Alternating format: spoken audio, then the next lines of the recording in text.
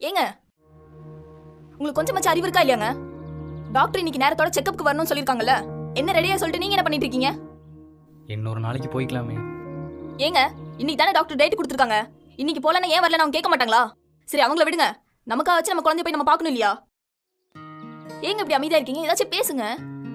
என்ன வேலையை விட்டு தூக்கிட்டாங்கம்மா. இப்போதான் மெயில் அனுப்பியிருக்காங்க. என்னங்க சொல்றீங்க? எதுக்காக வேலையை விட்டு தூக்குனாங்க? தெரியல, ஆபீஸ் ஏதோ லாஸ்ட்ல போயிட்டு இருக்குன்னு சொல்லிட்டு இருந்தாங்க. அதனால கூட இருக்கலாம். இப்ப மந்த் எண்டா வேற இருக்கு, கையில சுத்தமா காசு இல்ல. அதனால தான் சொல்றேன், இன்னொரு நாள் செக்அப் போய்க்கலாமா? அதனால என்னங்க, உங்க ஃப்ரெண்ட்ஸ் யார்கிட்ட கடன் வாங்க, நம்ம இன்னைக்கு செக்அப் போலாம். ஏய், உனக்கு ஒரு தடவை சொன்னா புரியாதா? எல்லாரும் இந்த மாதிரி கம்பெனி வேலைக்கு போறவனுங்க தான். அவனுங்கள்ட்ட மட்டும் என்ன மந்த் எண்டா கையில காசு இருக்குமா? அதான் கையில காசும் இல்ல, வேலையும் இல்ல, அடுத்த மாசம் போய்க்கலாம்னு சொல்றேன்ல. உன் மரமண்டைக்கு புரியாதா? ச்சே, உன்னை ஏன் தான் கல்யாணம் பண்ணணும் இருக்கு? என்ன சொன்னீங்க? என்ன ஏன் கல்யாணம் பண்ணணும்னு இருக்கா? இந்த கேள்வியை என்ன கல்யாணம் பண்றதுக்கு முன்னாடி எங்க அப்பா கிட்ட கேட்டிருக்க வேண்டியதானே?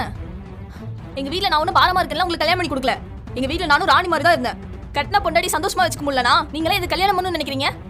ஏய், இதுக்கு மேல ஏதாச்சும் ஒரு வார்த்தை பேசுன, இங்க பார், உங்க அப்பா மட்டும் என்ன நான் சும்மா வெட்டியே ஊர் சுத்திட்டு இருக்கும்போது எனக்கு கட்டி கொடுத்தாரு? நானும் ஒரு வேலையில இருக்க தானே எனக்கு கட்டி கொடுத்தாரு. நான் என்னமோ உங்க அப்பா கால விழுந்து உங்க பொண்ணு இல்லைன்னா செத்துருவா அப்படின்னு கெஞ்சின மாதிரில பேசிட்டு இருக்க. இங்க பார், நானும் எங்க வீட்டுல ராஜா மாதிரி வாழ்ந்தவன் தான். உன்னை கட்டிட்டு வந்ததுக்கு அப்புறம் தான் இந்த நிலைமைக்கு வந்துட்டேன். ஏற்கனவே நான் வேற ஒரு டென்ஷன்ல இருக்கேன். கம்முன்னு போடி. எது? நான் இதுக்கா போனோம்? பிறக்க குழந்தைக்கா ஒரு செக்கப் கூட கூட்டிட்டு போக முடியலனா? உங்களுக்குலாம் எதுக்கு குழந்தை பெத்துக்கணும் ஆசை? குழந்தை பிறக்கிறதுக்கு முன்னாடி இந்த நிலைமைனா, குழந்தை பிறந்ததுக்கு அப்புறம் என்ன கூலி வேலைக்கு போவீங்களா? என்னடி கொஞ்சம் பேச விட்டா தலைமையில ஏறி உட்கார? இங்க பார், உன்னை உங்க வீட்டுல கட்டிட்டு வரப்போ வரதட்சணையா ₹1 வாங்கிருப்பேன் நானு. இது நாள் வரைக்கும் ஏன் சம்பளத்தை உட்காந்து சாப்பிட்டு இருக்கோம். இப்ப ஏதோ எனக்கு வேலை இல்ல, கையிலையும் சுத்தமா காசு இல்லைன்னா இப்படிதான் அசிங்கப்படுத்துவ நீ. அப்புறம் உனக்கு நம்ம சொந்தக்காரங்களுக்கும் என்னடி வித்தியாசம்? ஏங்க இந்த சின்ன விஷயத்துக்கு போய் இவ்ளோ கோவப்படுறீங்க? எதுடி சின்ன விஷயம்? இதே மாதிரி உங்க வீட்டுல உங்க அப்பாவுக்கு வேலை பிடிச்சுன்னு வச்சுக்கோயேன், அப்பவும் ஏன்ட்ட கேட்ட மாதிரி அவர்கிட்ட போய் கேட்பியா என்ன ஏன் பெத்தீங்கன்னு? வர ஆத்திரத்துக்கு ஒண்ணு அப்படியே. ஏய் போடி.